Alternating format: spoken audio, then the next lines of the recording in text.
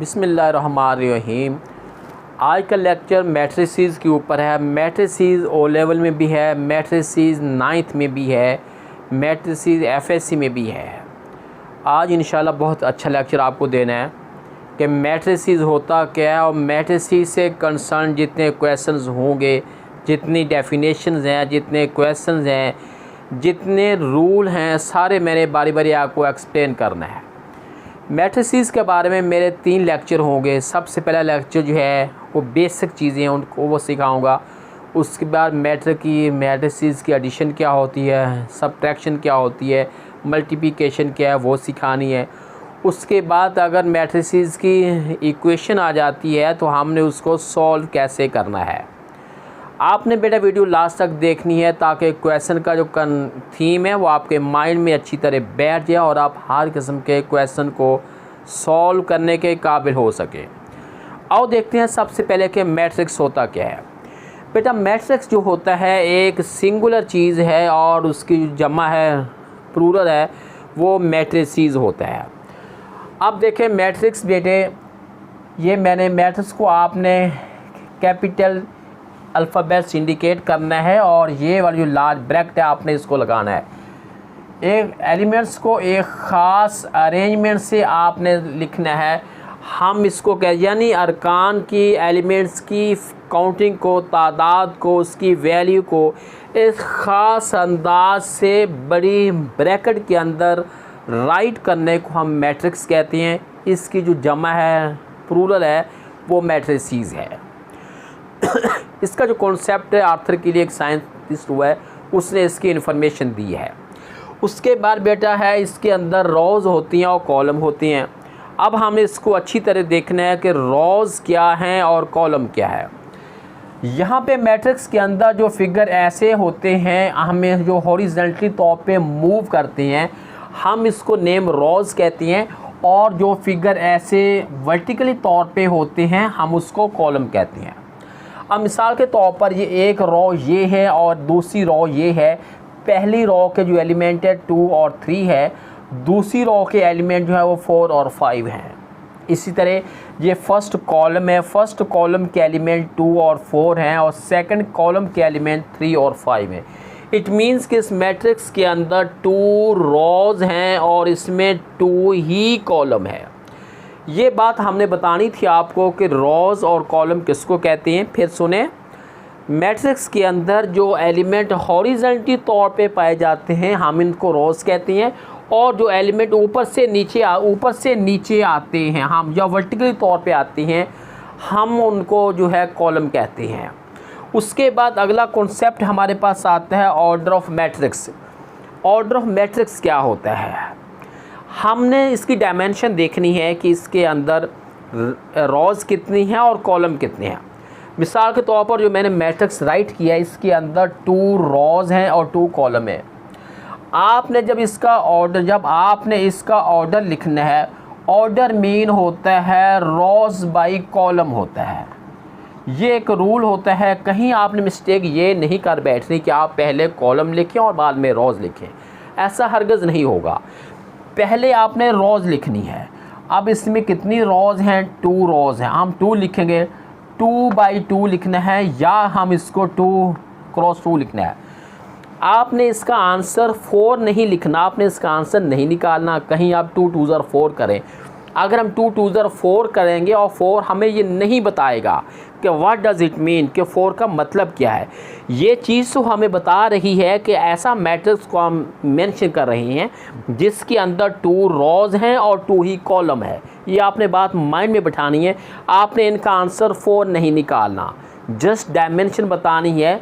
मतलब ये है कि ये मैट्रिक्स जो है लंबा चौड़ा कितना है, इसमें रोज़ कितनी हैं और इसमें कॉलम कितने हैं। ये हो गया। उसके बाद है इक्वल मैट्रिसेस है। इक्वल मैट्रिक्स नहीं होता, इक्वल मैट्रिसेस होता है। इट मीन 2 या 2 से ज़्यादा मैट्रिक्स जो होते हैं हम उसका कंपेयर करते हैं कौन सा मैट्रिक्स के इक्वल है। अब इसकी 2 कंडीशन है। एक कंडीशन ये है कि इनका ऑर्डर सेम हो, दूसरी कंडीशन ये है कि इसकी कॉरस्पॉन्डिंग एंट्री जो है वो सेम होनी चाहिए। मैं आपको एक एग्जांपल से एक्सप्लेन करता हूँ। अच्छा पहले मैं रूल लिख दूँ। ये है ऑर्डर शुड बी सेम, इसका ऑर्डर जो है, ऑर्डर इसका जो है वो सेम होना चाहिए, बहुत लाजमी शर्त है। दूसरी बात, दूसरा लिखते हैं corresponding entry should be same. अगर ये दोनों, अगर बेटा ये दोनों सेम होता, अगर ये दोनों कंडीशंस होती हैं तो हम ये कहेंगे both matrices are equal, otherwise not है। एग्जाम्पल से एक्सप्लेन करता हूँ। मेरे पास एक मैट्रिक्स है, मैंने लिख दिया 2 3 4 5 है, और दूसरा मेरे पास एक मैट्रिक्स जो है वो बी मैट्रिक्स है। सपोजिंगली बी मैट्रिक्स है 1 + 1 है, और ये 4 - 1 है, 4 है, 2 + 3 है, ये मैंने लिख दिया है। अब पहली बात तो ये है कि मैंने फ़र्स्ट कंडीशन को नोट करना है, चेक करना है क्या मेरी फ़र्स्ट कंडीशन सही है। मतलब ये है क्या इनका ऑर्डर ठीक है। इसका ऑर्डर 2/2 का है। 2/2 मीन्स इसके अंदर 2 रोज़ हैं और 2 ही कॉलम है। अब अगले पे आ जाएं। बी मैट्रिक्स के अंदर भी एक ये रो है, एक ये रो है, एक ये कॉलम में, एक ये। आपके ये वाली फिगर जो है हमने इसको as a single figure count करना है, हमने इसको डबल फिगर काउंट नहीं करना। ये एक रूल में आता है कि अगर वैल्यू के साथ बिल्कुल जॉइनिंग है, एडजॉइनिंग वैल्यू है और आपस में प्लस माइनस हो रही हैं, हमने उसको as a single value note करना है, ना कि डबल ट्रिपल नोट करना है। अब एक बात तो हमारी एक जो कंडीशन है वो तो पूरी होगी है कि इसके अंदर जो है 2 रोज़ हैं, 2 कॉलम है, और इसके अंदर भी 2 रोज़ हैं और 2 ही कॉलम है। एक कंडीशन हमारी पूरी होगी है फॉर इक्वल मैट्रिसेस। अब दूसरी पे आ जाए। दूसरी बेटा ये है corresponding entry should be same. What does it mean? It means that first element first के इक्वल होना चाहिए। ये आपका 2 है तो इधर 1 और 1 ऐड किया, 2 बन गया, ये एक पूरा हो गया। सेकंड के ये 3 है तो ये भी 3 बन रहा है। 4 में से 1 को सबट्रैक्ट हमने करना है, कितना बना? वो भी 3 बना। तीसरे पे आ जाए, ये 4 है और ये भी 4 है, ये भी सही हो गया। उसके बाद ये वाला फोर्थ फिगर 5 है और ये 2 में 3 ऐड किया, ये भी 5 है। इसका मतलब ये हुआ कि दोनों मैट्रिक्स की कॉरस्पॉन्डिंग एंट्री जो है वो बिल्कुल एग्जैक्ट है, इनका ऑर्डर भी एग्जैक्ट है। अगर दोनों वैल्यू, दोनों कंडीशन पूरी होती हैं, हम पे लास्ट पे लिखते हैं A = B, कि A और B जो हैं ये इक्वल हो गए। Matrix, column matrix, square matrix, rectangular matrix as well as transpose of a matrix. बारी बारी इनको अच्छी तरह एक्सप्लेन करते हैं। सबसे पहले रॉ मैट्रिक्स। किस चीज़ का नाम रॉ मैट्रिक्स है? ये मैंने लिख दिया है रॉ मैट्रिक्स। इसको डिफाइन कैसे करेंगे? अब मैट्रिक्स हैविंग जस्ट ओनली 1 रो, ऐसा मैट्रिक्स जिसकी सिर्फ एक रो हो। ये मेरे पास मैंने एग्जांपल दी है, एक रो है, बेशक एलिमेंट उसके 2 हैं। ये वाला जो है, ये वाला भी रो मैट्रिक्स क्योंकि इसमें एक रो है। अब ये मैंने लिख दिया है ये वाला, ये भी रो मैट्रिक्स क्योंकि उसके अंदर एक ही रो है। ऐसा मैट्रिक्स जिसकी सिर्फ एक रो हो, हम ऐसे मैट्रिक्स को कहते हैं row matrix. A matrix having just only 1 row called as row matrix. आपने मैट्रिक्स को बड़े लेटर से, कैपिटलाइज लेटर से आपने इंडिकेट करना है। ये एक डेफिनेशन होगी। उसके बाद बेटा है कॉलम मैट्रिक्स। कॉलम मैट्रिक्स वो होते हैं जिसमें सिर्फ एक कॉलम हो। जैसे ये एग्जांपल मैंने ये लिखी है, कॉलम मैट्रिक्स है, ये वाला कॉलम मैट्रिक्स है, ये वाला जो है कॉलम मैट्रिक्स है। कॉलम मैट्रिक्स क्या होता है? ऐसा मैट्रिक्स जिसमें सिर्फ एक कॉलम हो। ये मैंने एग्जांपल दिया। अब इसको डिफाइन कैसे करेंगे? अब matrix having just only 1 column called as known as column matrix है। अब मैंने एक एग्जांपल दी है ये वाला। अब ये रो मैट्रिक्स भी कह सकते हैं इसको क्योंकि इसमें एक रो है। मैंने इसको कॉलम के एग्जांपल में इसलिए लिखा कि इसका एक कॉलम है, इसका ऊपर से नीचे पढ़ते हैं एक कॉलम है, ये भी एक कॉलम है। ये हमारे पास हो गया है कॉलम मैट्रिक्स। उसके बाद हम पढ़ते हैं स्क्वायर मैट्रिक्स। स्क्वायर मैट्रिक्स वो होता है जिसका ऑर्डर सेम हो। ऑर्डर सेम का मतलब कह रहे हैं 2/2 हो, 1/1 हो, 3/3 हो, या सेकंड वर्ड में हम यूं कह सकते हैं, in other words we can say that if the number of rows are equal to number of column, जिसमें रोज और कॉलम इक्वल तादाद में हो। तादाद की बात कर रहा हूँ, काउंटिंग की बात कर रहा हूँ, उसकी वैल्यू की बात नहीं कर रहा मैं। अब इसके अंदर जो है रोज़ 2 हैं और इसके अंदर जो एक रो दूसरी रो, एक कॉलम दूसरा कॉलम। अब इसमें रोज़ भी 2 हैं और कॉलम भी 2 है। हम इसको नेम देते हैं स्क्वायर मैट्रिक्स। ये वाला जो है 1 1, ये भी स्क्वायर मैट्रिक्स है। क्यों? कि इसमें एक रो है और एक कॉलम है। इसका ऑर्डर जो बनता है 1/1 का, जिसमें एक कॉलम एक रो हो, हम उसको नेम दे, मतलब है जिसकी जितने कॉलम उतनी रोज हो, या ये कैसे इसका ऑर्डर सेम हो, हम उसका नेम देते हैं स्क्वायर मैट्रिक्स का। अब इसका थोड़ा सा बात को उल्टा देते हैं। If the number of rows are not equal to number of columns, अगर रो की तादाद कॉलम की तादाद के बराबर नहीं है, हम ऐसे मैट्रिक्स को कहते हैं रेक्टेंगुलर मैट्रिक्स है। हम ऐसे मैट्रिक्स को नेम देना है रेक्टेंगुलर मैट्रिक्स।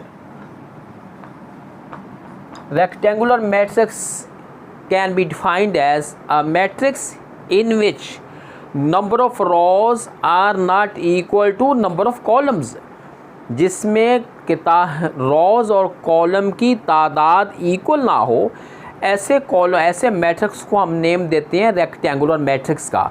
जैसे मैं आपको एक एग्जांपल देता हूँ। मेरे पास एग्जांपल है, ये 2 3 है। इसके अंदर 1 रो है और 2 कॉलम है। रो 1 है और कॉलम 2 है। Number of rows not equal to number of columns.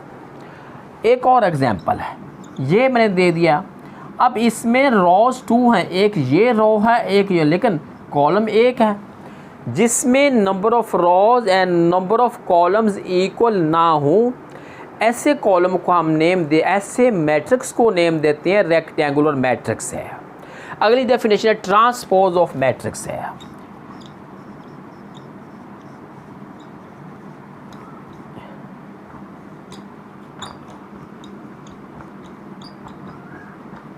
Transpose of matrix क्या होता है?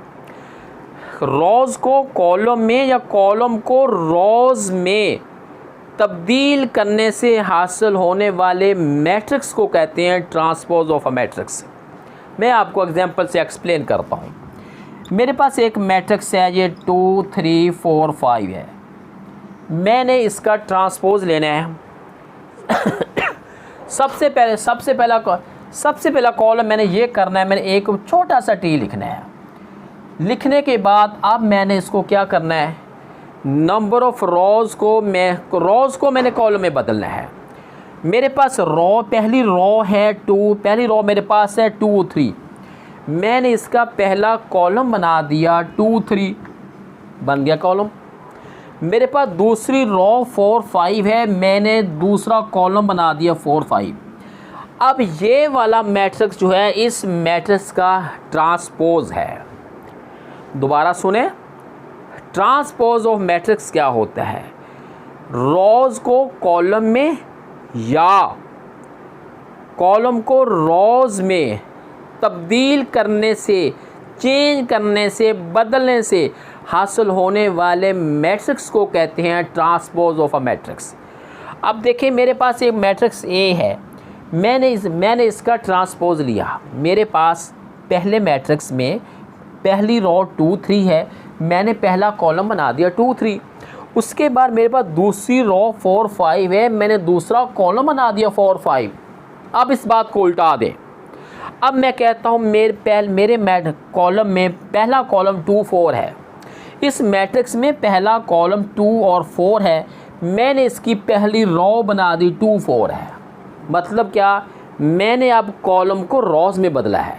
अगली बात, दूसरा कॉलम मेरे पास है 3 और 5, मैंने दूसरी रो बना दी 3 और 5। इसका मतलब ये हुआ कि रोज़ को कॉलम में या कॉलम को रोज़ में तब्दील करने से हासिल होने वाले मैट्रिक्स को कहते हैं transpose of a matrix. Rule यही है, मैट्रिसेस की वैल्यू जितनी बदलती रहें, जैसे मर्ज़ी आप करें, आपका रूल वायलेट नहीं करता, रूल आपका जो है यही रहेगा। डेफिनेशन अभी और भी बाकी, मेरे साथ रहिएगा। बेटा देखें, अब हम करते हैं नल मैट्रिक्स। नल मैट्रिक्स वो होते हैं जिसका हर फिगर ज़ीरो हो। किसी भी स्टाइल में आप लिख लें, ये वाला जो है हमने कहना है नल मैट्रिक्स, ये वाला है नल। ऐसा मैट्रिक्स जिसका हर फिगर इक्वल टू ज़ीरो हो, जिसका हर फिगर ज़ीरो हो, हमने ऐसे मैट्रिक्स को कहना है नल मैट्रिक्स है। नेगेटिव ऑफ अ मैट्रिक्स, किसी मैट्रिक्स को नेगेटिव करने से, यानी 2 1 है 3 4 है, अगर इन सब के साइन चेंज कर दिए जाएँ, जैसे ये -a कर दिया और जितने अंदर एंट्रीज़ है सारी एंट्रीज़ के नेम चेंज कर दिए, साइन चेंज कर दिए, तो ये वाला मैट्रिक्स जो है इस पहले मैट्रिक्स का नेगेटिव मैट्रिक्स है। नेगेटिव मैट्रिक्स दोबारा सुने, ये वो मैट्रिक्स होता है जो पहले मैट्रिक्स के अगर सारी एंट्रीज़ के साइन अगर चेंज कर दिए जाएं तो जो मैट्रिक्स हासिल होगा वो पहले मैट्रिक्स का नेगेटिव मैट्रिक्स होगा। उसके बाद अगला डेफिनेशन है सिमेट्रिक मैट्रिक्स। ये क्या होता है? सिमेट्रिक मैट्रिक्स ऐसा मैट्रिक्स होता है अगर उस मैट्रिक्स के ट्रांसपोज लिया जाए तो बिल्कुल वो ओरिजिनल सेट ही रहे, ओरिजिनल मैट्रिक्स ही रहे, उसमें कोई तब्दीली वाक़ई ना हो, किसी किस्म की कोई चेंज प्रोड्यूस ना हो। ऐसे मैट्रिक्स को हम नेम देते हैं सिमेट्रिक मैट्रिक्स। अब मेरे पास एक एग्जांपल है, मैंने एक एग्जांपल बोर्ड पर राइट की है। ये एम मैट्रिक्स है, 1 2 3 है, 2 -1 4 है, 3 4 0 है। इसका मैं लेता हूँ ये छोटा सा ऊपर टी डॉट ऑन ट्रांसपोज। और ट्रांसपोज के बारे में मैंने आपको पहले से बता चुका हूँ कि रोज़ को कॉलम में या कॉलम को रोज़ में तब्दील होने से हासिल होने वाले मैट्रिक्स को कहते हैं ट्रांसपोज ऑफ अ मैट्रिक्स। इसका ट्रांसपोज लेना है। ट्रांसपोज के बाद अगर वही ओरिजिनल सेट मैट्रिक्स ही रहे, हमने कहना है कि ये मैट्रिक्स जो है ये सिमेट्रिक मैट्रिक्स है। अब देखिए, इसकी पहली रो 1 2 3 है, इसका पहला कॉलम बना दिया 1 2 3। दूसरी रो है 2 -1 4, इसका दूसरा कॉलम बना दिया 2 -1 4 है। तीसरी रो है 3 4 0, तीसरा कॉलम बना दिया 3 4 0। अब हम इसका चेक करते हैं दोबारा कि वही रहा है, चेंज करने के बाद वही रहा है जब कुछ चेंज प्रोड्यूस हुई है। देखिए बेटा, ये मेरा ओरिजिनल मैट्रिक्स है जिसकी पहली रो 1 2 3 है। ये मैंने इसका टी लिया ट्रांसपोज लेने के बाद भी पहली रो 1 2 3 रही है। मेरे पास यहाँ ओरिजिनल मैट्रिक्स की दूसरी रो 2 -1 4 है, मैंने इसका ट्रांसपोज लिया, ट्रांसपोज लेने के बाद भी दूसरी रो 2 -1 4 ही रही। उसके बाद मेरे ओरिजिनल मैट्रिक्स में तीसरी रो जो है 3 4 0 है, इसका ट्रांसपोज लेने के बाद भी 3 4 0 ही तीसरी रो रही। इसका मतलब ये हुआ कि ट्रांसपोज लेने के बाद भी अगर मैट्रिक्स ओरिजिनल मैट्रिक्स ही रहे, हमने ऐसे मैट्रिक्स को कहना है डेट इज सिमेट्रिक मैट्रिक्स। और इसके लिए थोड़ा सा अब्रीविएशन मैं पहले से राइट किया, इसका सिमेट्रिक मैट्रिक्स यानी AT is equal to A। इसका मतलब है अगर एक मैट्रिक्स का ट्रांसपोज लेते हैं तो वो बिल्कुल ओरिजिनल ही रहे, उसमें किसी किस्म की कोई तब्दीली, कोई चेंज प्रोड्यूस ना हो। अब अगली डेफिनेशन मैंने बोर्ड पे राइट की है, स्क्यूस मैट्रिक्स। स्क्यूस मैट्रिक्स वो होता है अगर किसी मैट्रिक्स का ट्रांसपोज लेने के बाद नेगेटिव मैट्रिक्स आ जाता है, मतलब AT is equal to -A आ जाता है, तो ऐसे मैट्रिक्स को हमने नेम देना है स्क्यू सिमेट्रिक मैट्रिक्स। अब देखें बेटा, ये एग्जांपल मेरे पास है, इसका मतलब आप समझ आ रहा है आपको? इसका मतलब है कि मैंने एक मैट्रिक्स का ट्रांसपोज लिया, वो -a के इक्वल बन गया। अब मेरे पास एक मैट्रिक्स जो है ये a है, मैंने इसका ट्रांसपोज अभी मैं लेने लगा हूँ। ज़रा गौर से देखिएगा, मेरे पास जो पहली रो है 0 2 3 है, इसका पहला कॉलम बना दिया 0 2 3। क्या हुआ? अब पहली रो को मैंने पहला कॉलम बना दिया।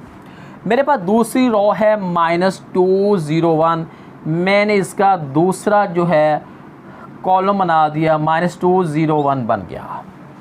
आगे देखें, मेरे पास तीसरी रो है -3 -1 0 -3 -1 0। अब मैंने कॉलम बना दिया, तीसरा बन गया, इसका ट्रांसपोज निकल आया। अब मैं इन सब के साइन चेंज करने लगा हूँ। साइन चेंज कैसे? ये 80 है, मैं सब के साइन चेंज करने का मतलब ये हुआ कि ये माइनस अगर मैं बाहर रखता हूँ, अंदर के साइन चेंज हो जाए। 0 तो 0 रहा है, 0 साइनलेस होता है।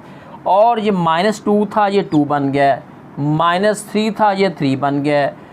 2 था, -2 बन गया। उसके बाद 0 था, 0 तो साइनलेस होता है। -1 था, ये 1 बन गया। 3 था, -3 बन गया। 1 था, -1 बन गया। और 0 था, वो 0 का 0 रहा। ये वाली जो वैल्यू निकली है, ये मेरा ए मैट्रिक्स निकला है, पूरा ए मैट्रिक्स। हम यूँ भी लिख सकते हैं 80 = माइनस तो ये वाला, और ये मैट्रिक्स जो है बिल्कुल मेरा ओरिजिनल मैट्रिक्स बन गया है। 0 2 3 0 2 3। दूसरी रो थी -2 0 1 -2 0 1। उसके बाद तीसरी रो है -3 -1 0 -3 -1 0। इसका मतलब हुआ कि मैं इसकी रिप्लेसमेंट जो है इसके ओरिजिनल अल्फ़ाबेट राइट कर सकता हूँ। ऐसे मैट्रिक्स को हमने नेम देना है स्क्यूस मैट्रिक्स का। फिर सुने, स्क्यूस मैट्रिक्स वो मैट्रिक्स होता है अगर एक मैट्रिक्स का ट्रांसपोज लेने के बाद जो मैट्रिक्स हासिल होता है वो ओरिजिनल मैट्रिक्स का नेगेटिव मैट्रिक्स निकल आए, हम ऐसे मैट्रिक्स को नेम देते हैं स्क्यूस मैट्रिक्स। अब हम करते हैं डायगोनल मैट्रिक्स। डायगोनल मैट्रिक्स क्या होता है? डायगोनल मैट्रिक्स मैं बना के देता हूँ आपको। ये वाला एक मैट्रिक्स है, ये वाली जो हम इसको एंट्री ऐसे जो एंट्री होती है, जैसे मिसाल के तौर पर ये 2 3 है, ये वाले जो एलिमेंट होते हैं हम इनको, ये जो एलिमेंट हैं इसको कहते हैं डायगोनल एलिमेंट या डायगोनल एंट्रीज़ कहती हैं। और ये वाले जो एलिमेंट ऐसे होते हैं हम इसको नेम देते हैं नॉन डायगोनल एलिमेंट है।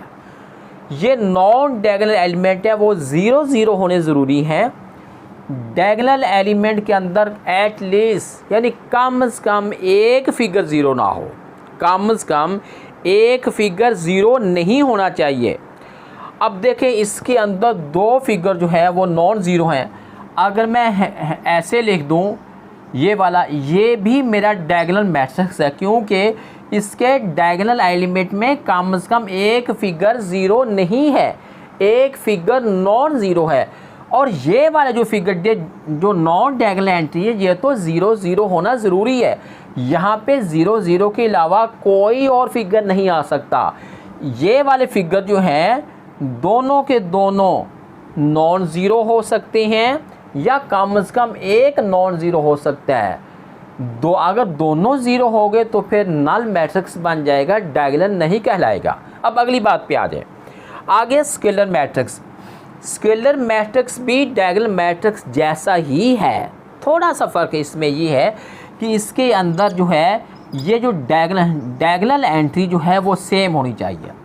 2 है तो इधर भी 2 हो, इधर 3 है इधर भी 3 हो, इधर 4 हो इधर भी 4, जो एलिमेंट इधर हो वो सेम इधर होना चाहिए। और ये तो 0 0 ही होगा, ये नॉन डायगोनल एलिमेंट है, ये तो 0 0 ही होगा।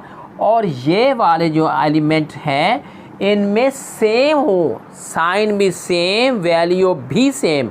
अगर ऐसा है तो हमने इनको नेम देना है स्केलर मैट्रिक्स का। और अगर इनमें फ़र्क है, ये और है ये और है, तो जस्ट नेम डायगोनल होगा, स्केलर नहीं होगा। अब अगली बात पे आ जाए, आगे मैं लिखा है आइडेंटिटी मैट्रिक्स।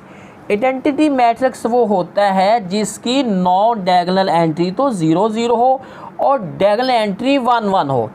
ये मैट्रिक्स स्पेसिफाइड है। हम इसको नेम देते हैं आइडेंटिटी मैट्रिक्स भी कहते हैं, यूनिट मैट्रिक्स भी कह देते हैं, जिसका ये वाला 1 1 हो और ये 0 0 हो। हम इसको आई से शो भी करते हैं। ये हमारा आइडेंटिटी मैट्रिक्स होता है जिसको हमने आई से शो करना है। ये वाले जो नॉन डायगोनल एंट्रीज़ है ये तीनों में सेम 0 0 ही होती है। अब इनमें फ़र्क थोड़ा सा ये है कि डायगोनल के अंदर कोई एक कम से कम एक फिगर नॉन ज़ीरो हो, स्केलर के अंदर दोनों फिगर सेम हो, सेम का लफ्ज़ बोल रहा हो, 2 2 हो, 3 3 हो, 5 5 हो, A हो, B हो, कोई भी हो, सेम हो और ये तो 0 0 होने ज़रूरी है, फिर वो हो जाएगा स्केलर। अब यहाँ पे है आइडेंटिटी क्या होते हैं? आइडेंटिटी वो होता है जिसके डायगोनल एलिमेंट 1 1 हो। ये स्पेसिफाइड है, 1 1 ही होना चाहिए, 2 2 नहीं, 2 2 होगा तो वो बन गया स्केलर। 1 1 हो और ये 0 0 हो, ऐसा हो जाता है तो हम ऐसे मैट्रिक्स को कह देते हैं आइडेंटिटी मैट्रिक्स। बेटा जो कॉमन डेफिनेशन थी वो तो मैंने आपको सिखा दी है। अगला लेक्चर मेरा होगा addition, subtraction and multiplication of a matrices. आपने मेरा सेकंड लेक्चर भी अच्छी तरह सुनना है। थर्ड लेक्चर होगा इक्वेशन को सॉल्व करने का मैकेनिज़्म जो है वो मैं आपको सिखाऊंगा। हर लेक्चर मेरा आपने अच्छी तरह सुनना है। अगर मेरे तीनों लेक्चर मैट्रिसेस के बारे में आपने अच्छी तरह सुन लिए, मैं बड़े वसूख से कहता हूँ कि दुनिया जहान का कोई मैट्रिसेस का क्वेश्चन आ जाए, आप you can solve very easily इंशाल्लाह।